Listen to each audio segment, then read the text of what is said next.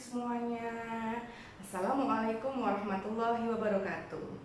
Oke, perkenalkan nama saya adalah Retno Kusumawati.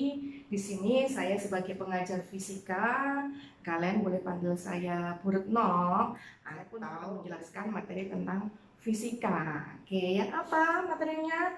Oke, kita akan belajar tentang listrik dinamis. Dari kata listrik, apa sebetulnya listrik? Kalian tahu kan? Semua orang pasti butuh listrik, apalagi dengan teknologi sekarang. Oke, pasti butuh listrik. Listrik itu salah satu bentuk dari energi. Oke, dari energi. Kalian tahu bahwa energi tidak dapat diciptakan, energi tidak dapat dimusnahkan, tapi dapat berpindah dari satu energi ke energi yang lainnya. Nah, dari mana asalnya energi listrik? Bisa sumbernya dari PLTA, PLTU, tenaga surya, ataupun tenaga nuklir yang kemudian diubah menjadi tenaga listrik yang kita manfaatkan listrik ini. Oke, berarti yang perlu kalian tahu bahwa listrik adalah salah satu bentuk energi.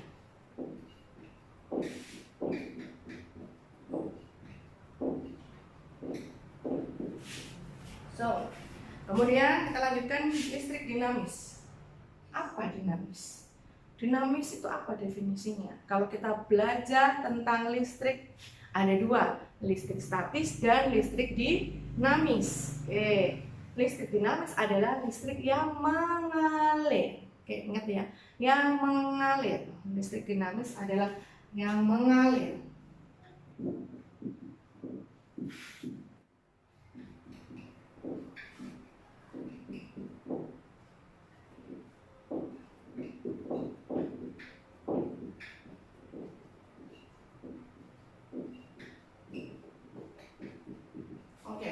Untuk lebih jelasnya kita akan bagi listrik dinamis ini dengan beberapa subbab. Oke, yang pertama yang akan kita pelajari adalah kuat arus listrik. Kuat arus listrik.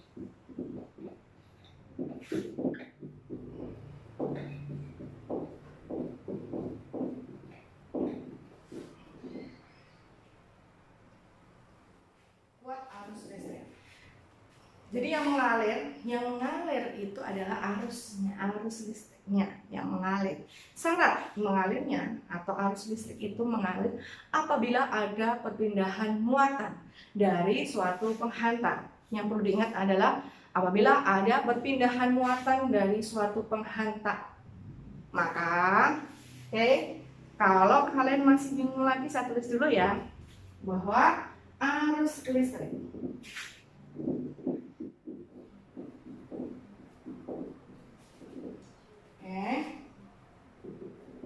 terjadi apabila ada perpindahan muatan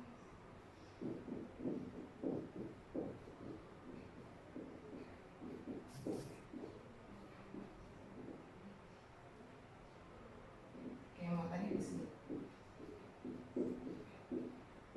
dari suatu penghantar.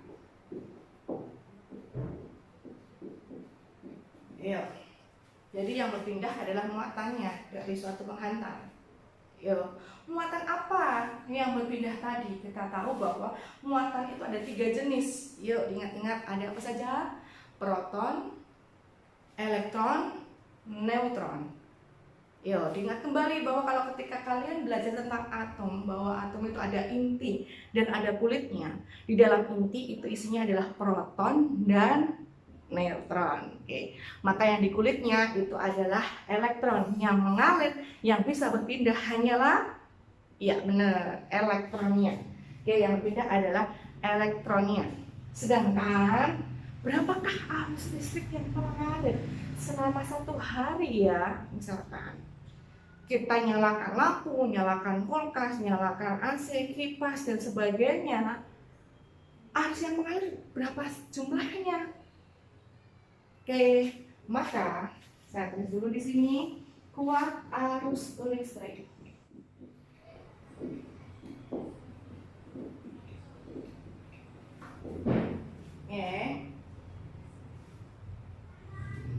Kita kita definisikan sebagai jumlah muatan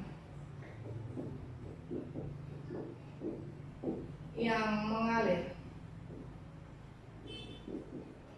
tiap satuan waktu. Oke, kalau kalian ingin menghitung besarnya, maka dapat saya rumuskan bahwa kuat arus itu kita lambangkan I. Maka mencari I itu sama dengan delta Q per delta T. Oke, saya kotak I di sini ya. I itu sama dengan ya delta Q per delta T. Oke, dari definisinya aja bahwa kuat arus listrik adalah jumlah muatan tiap satuan waktu. Maka kata kuncinya di sini ada muatan, tentunya ada waktu. Maka kalau saya beri keterangan di sini besaran apa saja yang ada di kuat arus listrik, ada I, ada delta Q dan delta T.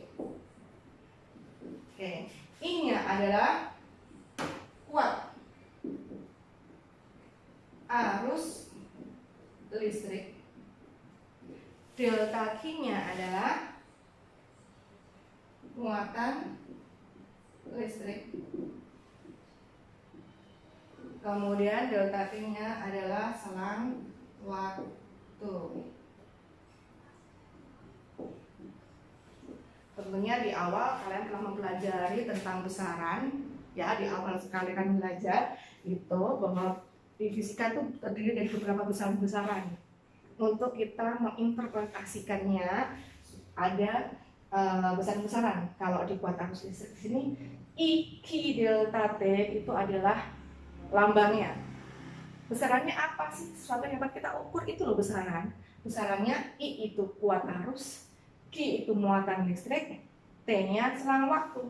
Tentunya selain besaran berarti ada satuan. Jika dia bisa diukur, berarti ada satuan yang diukur. Kuat arus listrik itu satuannya adalah ampere. Kita singkat A. Muatan listrik, satuannya adalah coulomb. C. Kemudian selang waktu itu sekon. Kita lanjut. Berarti tadi sudah saya katakan muatan yang mengalir adalah elektron. Elektron itu bentuknya seperti apa sih? Kan elektron itu muatan, berarti dia punya muatannya seberapa sih? Elektron di sini saya akan beri lambang E ya. Satu elektron itu besarnya adalah 1,6 kali 10 pangkat 19 coulomb. Maka ketika arus itu mengalir, maka kamu pasti akan berpikir, oh, seberapa banyak elektron yang berpindah? Seberapa banyaknya? Bisakah kalian menghitung jumlahnya?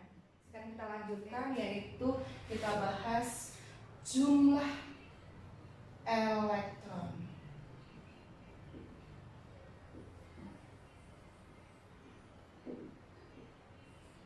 Saya beri lambang M.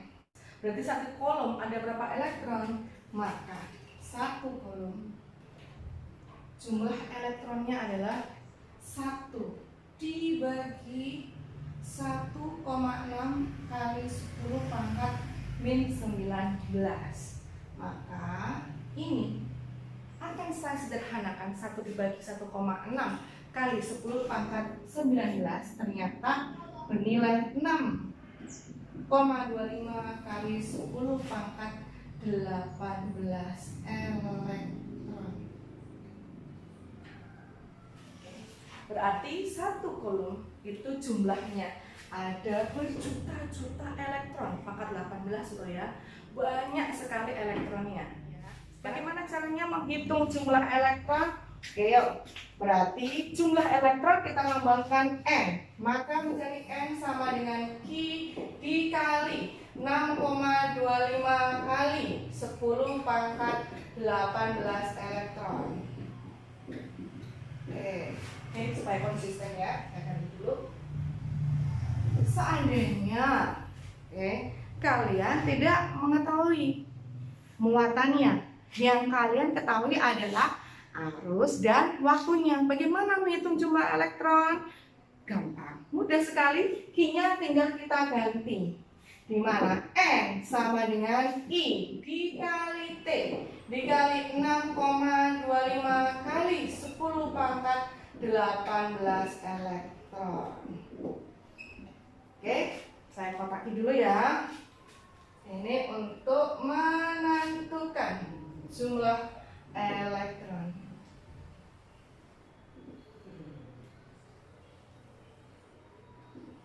Dan apa lagi yang ada di kuat arus listrik? Oke, kalian yuk, grafik hubungan apa? Grafik hubungan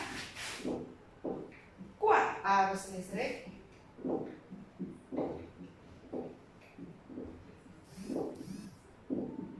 I terhadap waktu. Oke, atau selang waktu. Kita lambangkan T. Bagaimana bentuk grafiknya? Oke, saya gambarkan dulu.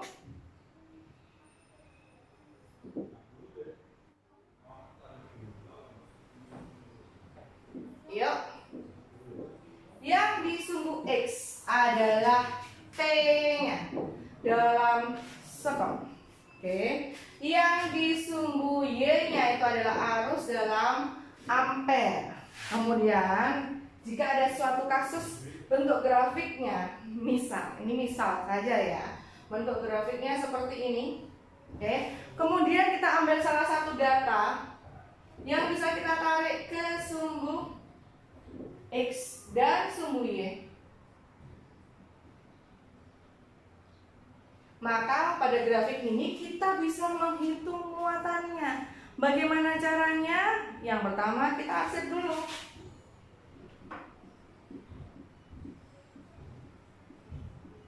Oke, kalau sudah diarsip maka akan membentuk suatu bidang. Bidang apa? Ya, bidang segitiga. Nah, di sini kita bisa mencari muatannya, di mana besar muatannya itu sama dengan luas bidang grafik.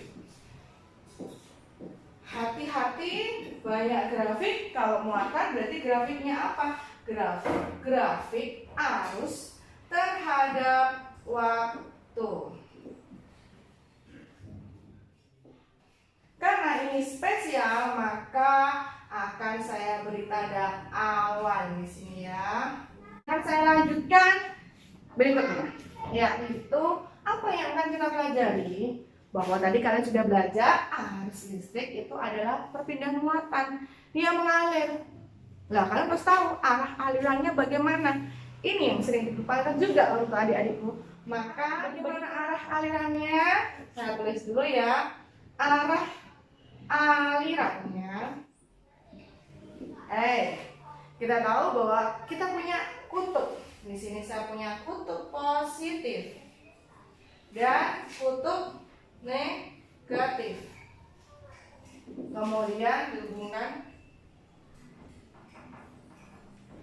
oleh penghantar, maka arus listrik itu akan mengalir dari kutub positif ke kutub negatif, atau dari potensial tinggi ke potensial rendah. Maka arah arusnya positif ke negatif ya tentunya.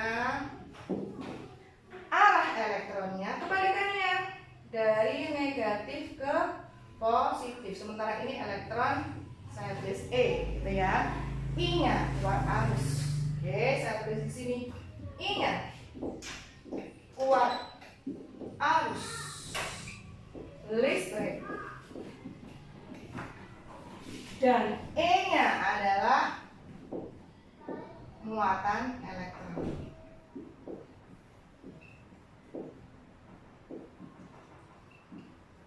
Selanjutnya, seandainya kalian menemukan dalam suatu bentuk rangkaian listrik, kemudian kalian diminta mencari arah arusnya, misal, sumber arus listriknya baterai ini. Baterai itu dilambangkan bentuknya seperti ini. Ada dua garis, ini kita sebut baterai. Ada dua garis, satu panjang, satu pendek. Kemudian baterai ini, sumbernya ini akan dihubungkan ke alat-alat listrik kita. Contohnya yaitu lampu. Ya, agak melenceng sedikit. Lampu. Ini lampunya. Lalu setelah dinyalakan, berarti ada aliran arus listrik dari sumbernya ke alat listrik kita. Kemana ke arah listriknya? Kalian harus tahu dulu, baterai itu ada yang panjang, ada yang pendek. Kalau yang panjang itu sebagai kutub positif. Oke, dari sini ya, kutub positif. Yang pendek adalah kutub negatif. Oke, supaya nggak bingung, ini adalah lampu. Maka arus mengalir dari mana tadi? Ya, dari positif ke negatif. Begini cara mengalarnya. Inilah arah arusnya. Kita beri tanda arah arus, namanya adalah I. Begitulah cara menentukan arah aliran arus listrik. Untuk materi kuat arus listrik. Oke, sekian atas perhatiannya. Oke, nanti akan kita lanjutkan ke bab-bab berikutnya pada listrik di